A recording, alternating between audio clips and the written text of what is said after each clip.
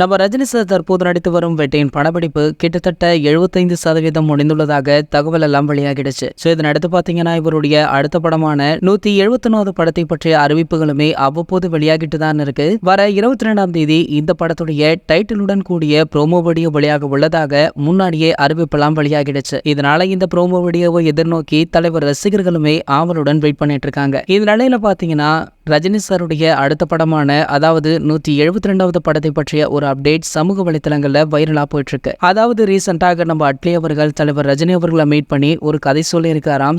இந்த கதை ரஜினி அவர்களுக்கு மிகவும் பிடித்து போனதால கூடிய விரைவிலேயே இவங்க 2 பேரும் இணைய உள்ளதாக கோலிவுட் வட்டாரங்கள்ல கிசுகிசுக்கப்படுது. இந்த தகவல் உறுதியானது இல்ல அப்படின்னாலுமே தற்போது சமூக வலைத்தளங்கள்ல இதை பற்றிய பேச்சு தான் அதிகமாக போய்கொண்டிருக்கு. ஓகே, இவங்களுடைய காம்போ இணைஞ்சா எப்படி இருக்கும் அப்படின்ற உங்களுடைய கருத்துக்களை கீழே உள்ள கமெண்ட் செக்ஷன்ல கமெண்ட் பண்ணுங்க.